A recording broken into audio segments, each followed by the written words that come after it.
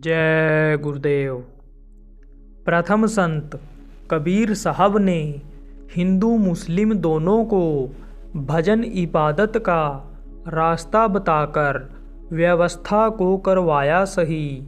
ऐसे ही वर्तमान के संत उमाकांत जी महाराज भी बारूद के ढेर पर खड़े संसार को बचाने, बिगड़ती व्यवस्था को सही कराने के लिए कर रहे अथक परिश्रम।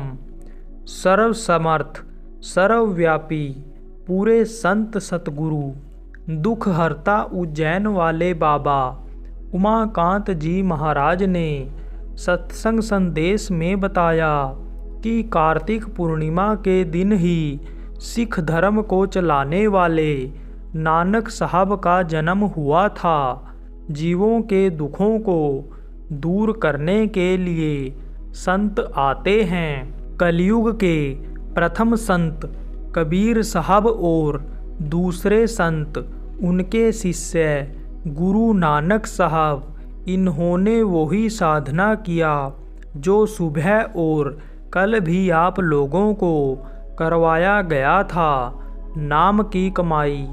जब उन्होंने अंदर में गुरु को देखा तो मुंह से निकला, वाह रे मेरे गुरु, वाहे गुरु। आज भी ये सिख धर्म का प्रचलित नाम है। जो भी महात्मा महापुरुष इस धरती पर आते हैं वो किसी एक आदमी एक जाति के लिए नहीं, सबके लिए आते हैं और सबका कष्ट दूर करते हैं, सबको बताते समझाते हैं। कबीर साहब के जन्म जैसी स्थिति आज पूरे विश्व की हो रही। आज विश्व का क्या हाल है। इस्लाम धर्म वाले कह रहे हैं कि मेरा धर्म ऊंचा है, मैं पूरी दुनिया में इस्लाम धर्म लाकर ही चैन लूँगा। यहूदी ईसाई हिंदू आदि भी अपने धर्म के लिए यही कह रहे। सिख कह रहे हैं कि हम पूरे विश्व को खालिस्तान बनाएंगे। उनको यह नहीं मालूम कि कहा तो था राज करेगा खालसा, आकी रहे न कोई। खुआर होए सब मिलेंगे, बचे शरण जो होए। इसका अर्थ क्या है? इसका अर्थ वही बता सकता है जिसने इस बात को कहा है, या जो उतनी ही योग्यता वाला जानकार हो।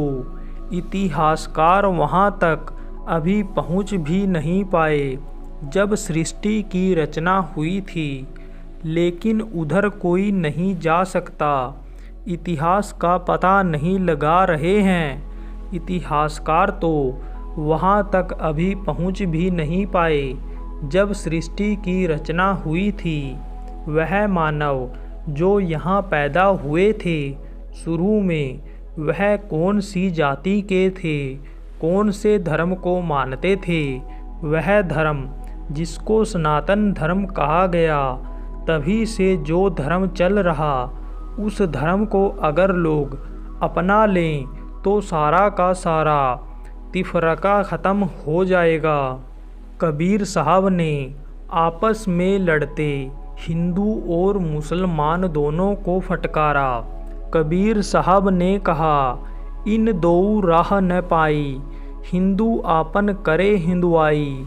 गागर छुअन न दे, वैश्य के पैरन लोटे, यह देखो हिंदुआई।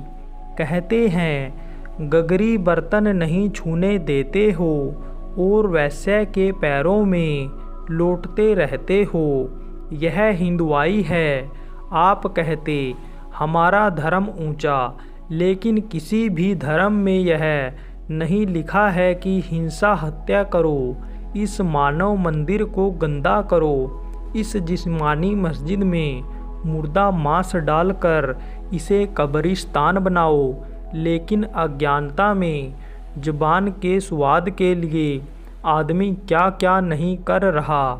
उन्होंने फटकारा और कहा, मुसलमान के पीर ओलिया मुर्गी मुर्गी खाई, खाला तेरी बेटी ब्याहे, घर में करे सगाई, इन दो रह न पाई, दोनों को फटकारा और असली चीज़ बताया और समझाया।